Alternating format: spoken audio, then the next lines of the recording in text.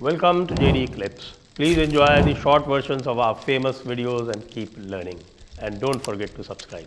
उत्तर प्रदेश के पूर्वांचल के बारे में चर्चा करेंगे कि ऐसा क्या हुआ कि पूर्वांचल की 36 में से 23 सीटें भारतीय जनता पार्टी हार गई। आपका स्वागत है राजेश जी। नमस्कार। तो आप बताएं कि ये तो काफ़ी कुछ अप्रत्याशित हुआ। पूर्वांचल में संघर्ष का अनुमान तो था, लेकिन ये लग रहा था कि जो जातीय गणित इत्यादि है वो ठीक-ठाक कर ली गई है, ऐसा लग रहा था। लेकिन अंत में ये दिखा कि साहब मामला तो वही हो गया, डाक के 3 पात, और बुरी तरह से मात खाई भारतीय जनता पार्टी, और इसी के कारण उसका बहुमत आने से रह गया। अपेक्षा देखिए मेरी भी यही थी। मैं ये मान के चलता हूँ कि भारत का जो मतदाता है, विशेष रूप से जब केंद्र सरकार किसकी बननी है उसका चुनाव करना होता है तो वो गलती नहीं करता है। तो इस बात का ध्यान रखता है कि केंद्र का चुनाव और राज्य के चुनाव में एक उसके अंदर एक अंतर रख के चलता है।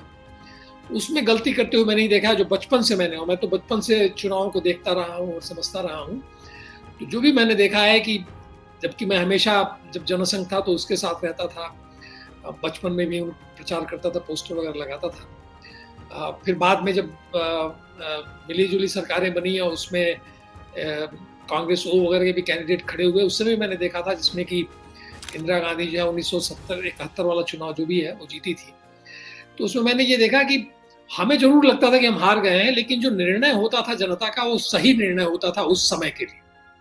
ये मेरा ये अनुभव था।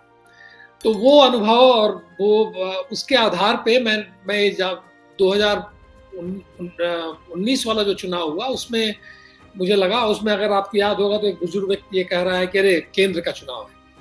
तो उसके आधार पे मुझे लगता था कि बहुत समझ बूझ के लोग जो है इसमें वोट डालेंगे, और इसीलिए मैं बहुत आशान्वित था कि ये जो इस बार 2024 के चुनाव में भी इस बात का ध्यान रखेंगे लोग कि ये केंद्र का चुनाव है और प्रदेश स्तर का नहीं है, इसलिए जाति और इन सारी चीज़ों से थोड़ा ऊपर उठेंगे लोग। जबकि जाति वाली चीज़ तो पहले आ गई थी, 2019 के भी चुनाव में थोड़ी बहुत आ गई थी, क्योंकि उसमें तो बीएसपी और एसपी का जो बड़ा ठोस जो उनका जो गठजोड़ था वो बहुत राजनीतिक दृष्टि से और जाति की दृष्टि से भी जो बहुत तगड़ा गठजोड़ था। उसके बाद भी उसमें ये लोग 65 सीट जो जीत के आए, तो मुझे लगा कि नहीं ठीक, लोग इसको मान के नहीं चलते हैं कि, और लोग अभी भी केंद्र के दृष्टि से देख के चल रहे हैं।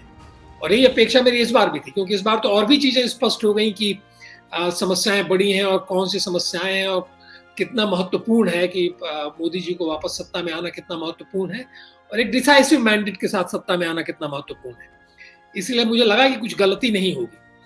फिर इसके बाद पिछले बार मैं बहुत आशंकित था 2019 वाले चुनाव में, तो उस समय हर्षवर्धन त्रिपाठी जी का जो एक आकलन था, तो उस आकलन ने मुझे आश्वस्त किया था कि वो सही आकलन करते हैं, क्योंकि उन्होंने बिल्कुल सही आंकड़ा बताया था और वो सबसे कठिन था।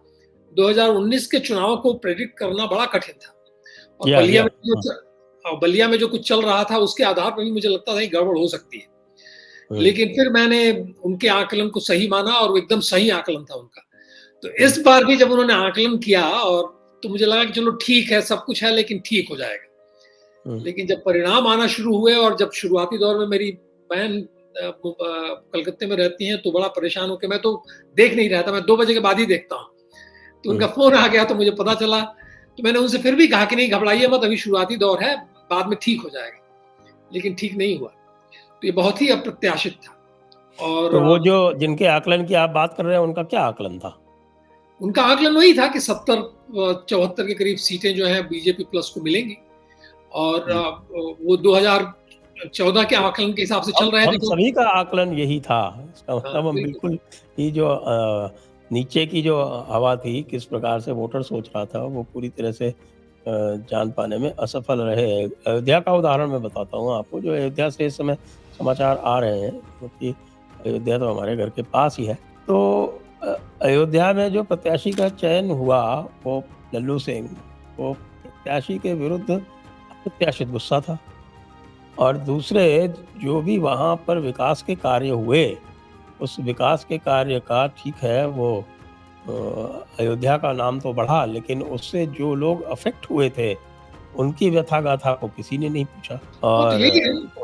उसके अतिरिक्त और भी बहुत सारे चार्जेस लग रहे हैं कि साहब कि वहाँ पर अफ़सरों ने जो है उसमें जम के माल कूटा। एक और भी वहाँ पर एक नैरेटिव ये चल रहा है कि साहब कि जो व्यक्ति होम कमिश्नर था, जो व्यक्ति उस समय प्रिंसिपल होम सेक्रेटरी नहीं, वो मुलायम मुलायम सिंह का सेक्रेटरी टू सीएम था, जिसने गोलियाँ चलाने का आदेश दिलाया मुलायम सिंह के बिहाफ़ पे, नृपेंद्र मिश्रा। वो बिल्कुल। जो है वो राम जन्मभूमि के कर्ता-धर्ता बने हुए हैं इस समय। तो इ हाँ, इनको मिला ये के अभी देखिए नृपेंद्र मिश्रा के बेटे को टिकट भी दे दिया श्रावस्ती से, वो भी हार गया। तो देखिए ये कुछ जो इन लोगों की डाइकोटमी है, इन लोगों के अप्रोच की, वो उसने भी बहुत डैमेज किया है, इनकी इमेज को डैमेज किया है कि आप जो है आप सिद्धांत के ऊपर बिल्कुल ही किसी सिद्धांत के ऊपर नहीं चलते हैं। अब ये कोई कारण नहीं था। अगर नृपेंद्र मिश्रा का तो मैंने आपको याद है कि मैंने ही आपको एक बार व्हाट्सएप पे भेजा था कि भाई ये तो उस समय थे और आज और वो बैठे हुए थे वहां लखनऊ में, वही बैठे हुए थे जब गोलियां वोलियां सब चलाई गई थी। हाँ, कंट्रोल रूम में उन्होंने स्वयं स्वीकार किया। बिल्कुल स्वयं माना उनको। हुँ। और मैं तो इनको देख चुका था नेहरू मेमोरियल म्यूजियम और लाइब्रेरी में भी, उनका सारा इन्वॉल्वमेंट था, तो इनके ऊपर बड़ा विश्वास रखा गया था। लेकिन वो कारण मेरे ख्याल से नहीं है।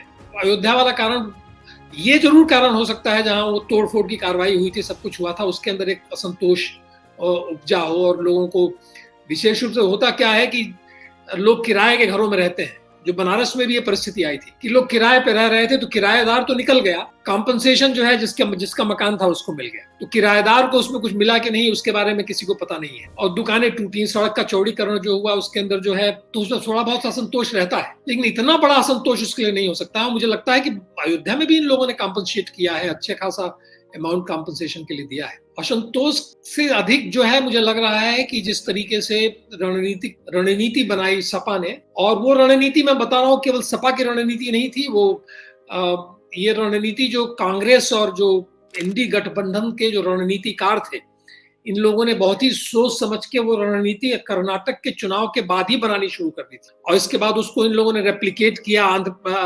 तेलंगाना के अंदर, और फिर उसको आगे चलाते चले गए। तो वही रणनीति उनकी थी कि ये करना है, हिंदुओं को कैसे डिवाइड करना है, उनको कैसे बांटना है, ये रास्ता ये हो सकता है, उनको रीजनल भाषा के नाम पे बांटना है, उनको जाति के नाम पे बांटना है।